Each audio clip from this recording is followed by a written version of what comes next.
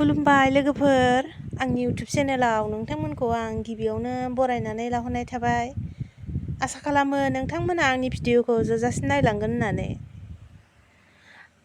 आं मैया गामियाव थांदोंमोन नालाय, बेवहाय आंनो आइया साम' खननानै हरदों आरो आं दा बेखौनो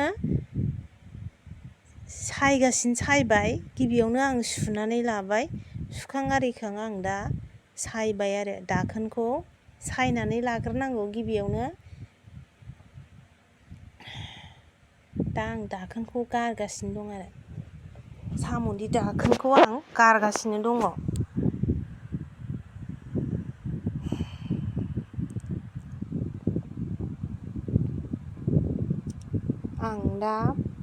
फाइनालि आं दा दाखोनखौ गारखांनानै आं दा दानबाय साम'खौ। दानबाय आङो। सान्दुंआबो बिराद गोसा, गोलोमफ्रुजोब्बाय, हुबाय। लेबु फिसा फिसा हानानै हुबाय आङो, माने लेबुखौ हानानै साम'खौ हुयोबा थाब जोङो आरो। आं दा हुखां सायखां आरिखां सुखांनानै साम'खौ संनो लाहार फाहार खालामबाय।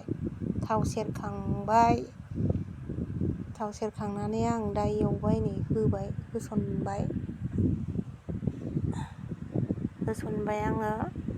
आं दा संख्रि हालदै होनानै लासिगोन आरो मोजाङै फ्राय खालामनोसै। संख्रि होबाय आङो। संख्रिखौ बाबगोन बायदि नुदों, नाथाय बियो बाबनाय नङा।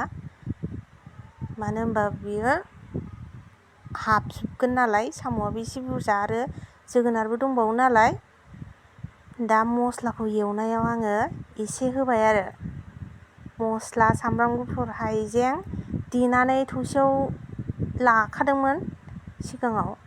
आं दा बेखौ एवनायावनो होबाय एसे। दाहाय मोनहांबा आरो एसे होबावगोन।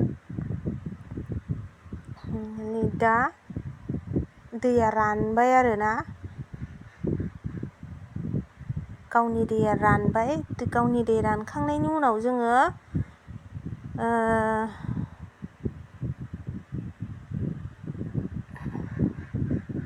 दै गोदान होफिननानै जोगोनारखौ होसनबाय आरो दसे गोदौ होनानै जोगोनारखौ होसनबाय। दा गोदौबायानो, जोगोनारा गेब्रुजोब्बाय दायो। मगा दुन्दियाबो होबाय। मगा दुन्दिया होनानै लाबाय।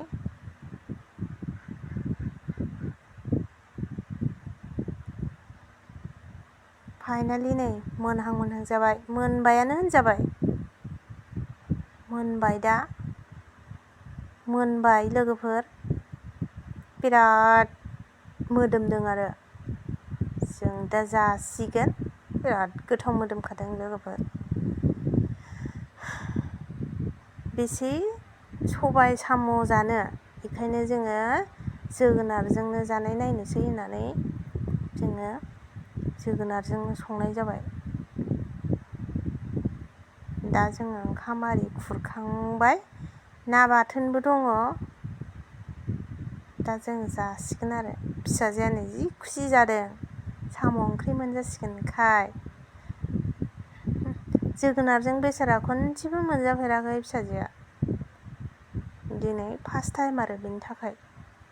आरो आंनियाबो हासबेन्डआ जोगोनारजों मोनजाफेराखैनो, खालि सबायजोंल' जानाय जायो नालाय। दा फाइनालि बिराद गोथाव जादों ओंख्रिया, बिराद मोजां जादों आरो। दा जाबाय आङो।